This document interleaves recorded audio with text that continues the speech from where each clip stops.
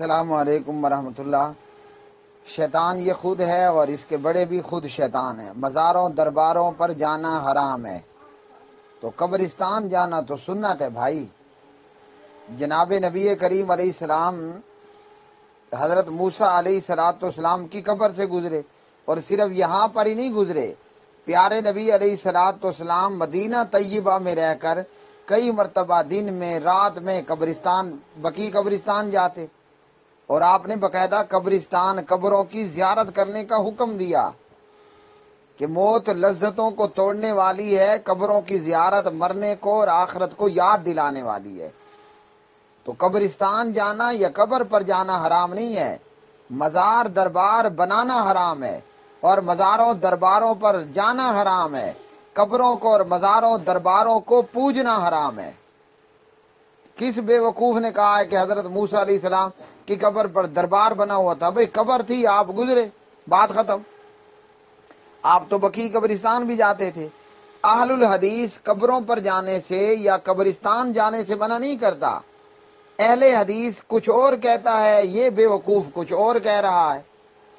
تو یہ جو اہل شرک ہیں یہ خود شیطان ہیں، اور ان کے قبروں کے پجاری ان کے بڑے شیطان ہیں۔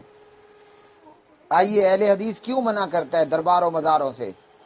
نہا رسول اللہ صلی اللہ علیہ وسلم ان یجسس القبر وان یبنى علیہ وان یقعد علیہ وفی روایت وان یکتب علیہ وفی روایت لعنت اللہ علی الیہود والنصارى اتخذوا قبور انبیائهم مساجدا، رواہ البخاری و مسلم و ابو داود۔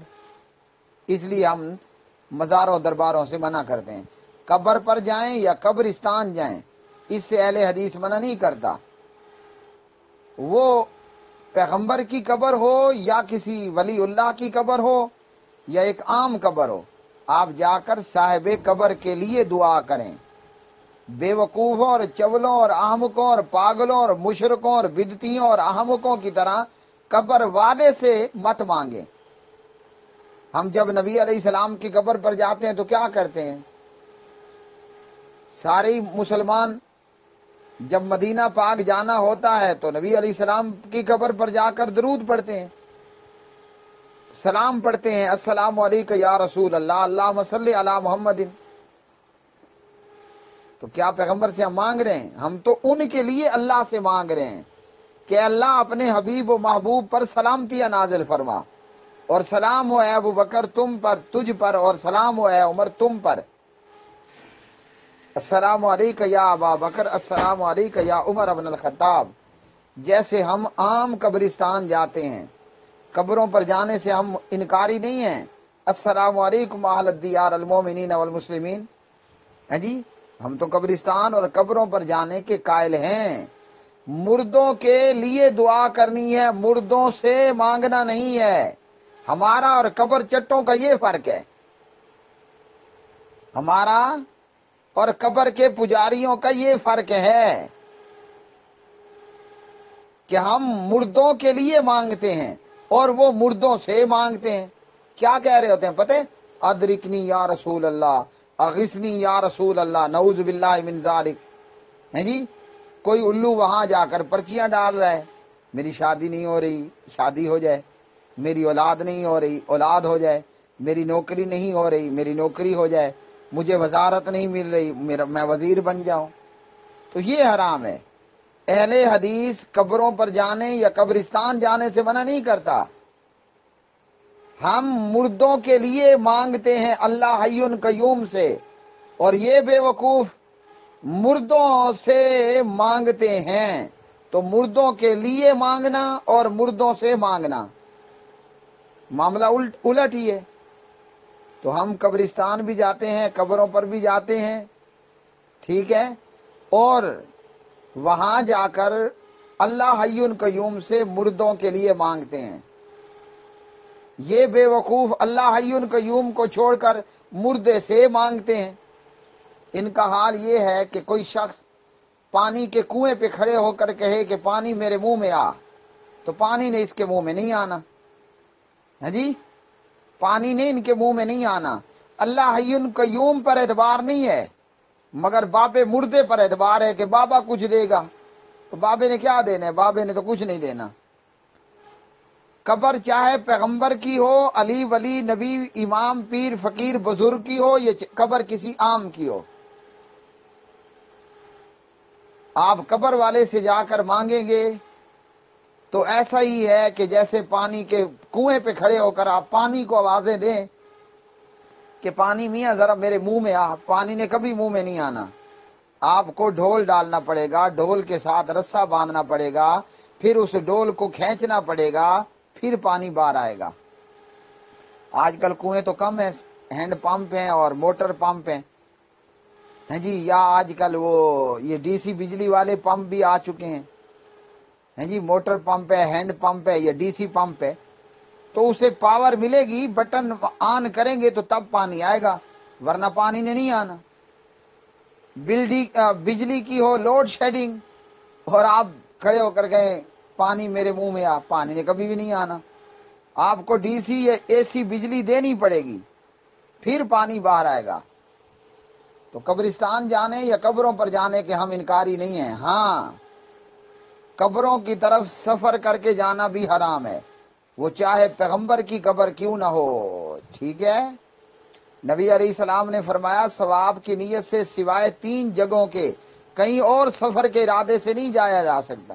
اتفاقاً آپ جا کہیں اور رہے ہیں اور قبر آ گئی، قبرستان آ گیا، تو آپ دعا کریں مردوں کے لیے، مردوں سے مانگے مت، مردوں کے لیے دعا کریں۔ نبی علیہ السلام مکہ مکرمہ سے موسیٰ علیہ السلام کی قبر کے لیے نہیں نکلے تھے،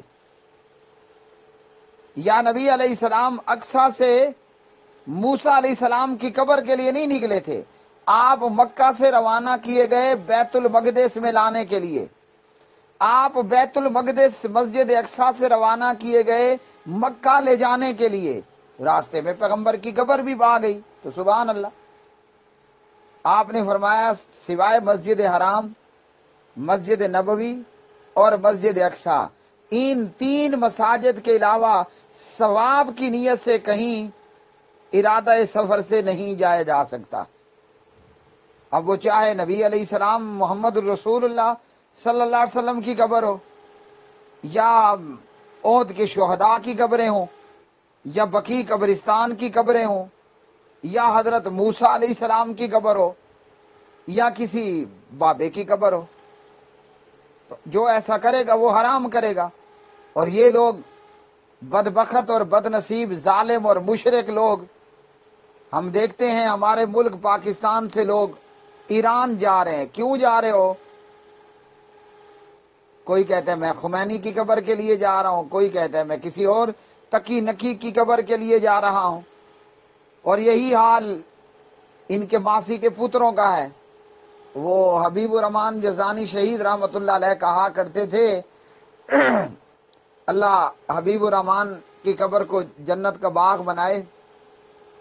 وہ فرمایا کرتے تھے بریلوی اور شیعہ ماسی ماسی دے پتر نے۔ اگر آپ کو سمجھ نہ آئے تو اس کا سادہ لفظوں میں ہے کہ شیعہ اور بریلوی آپس میں کزن ہیں، ٹھیک ہے، اے دوویں ماسی ماسی دے پتر نے۔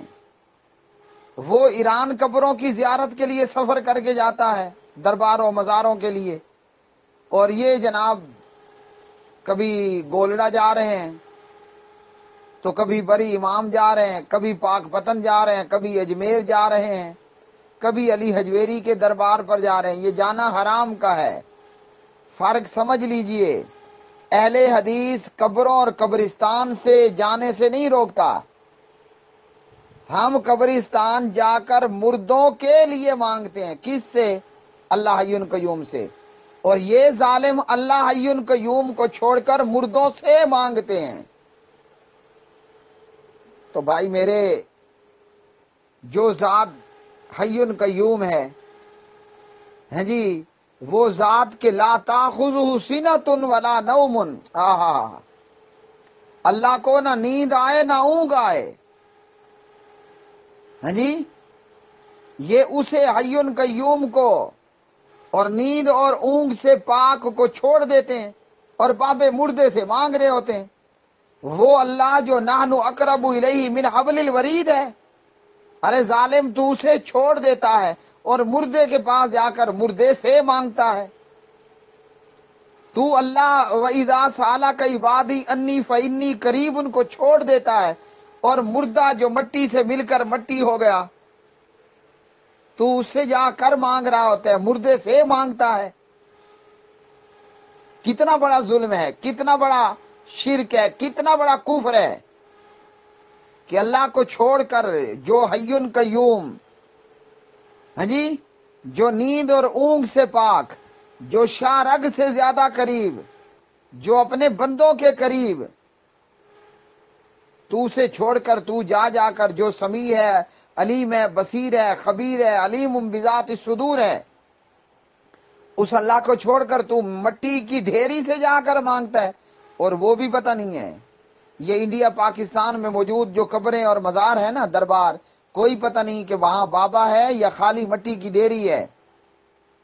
کوئی پتہ نہیں کہ جس قبر پر تو کھڑا ہے وہاں کتا دفن ہے یا کھوتا گدھا ڈنکی دفن ہے، کوئی پتہ نہیں ہے۔ ہمارے ہاں درباروں مزاروں پر جناب کتوں کی بھی قبریں ہیں نا۔ ابا شید کے دربار پر بابے کے کتے کی بھی قبر ہے۔ اخ تھو، انا للہ و انا الیہ راجعون۔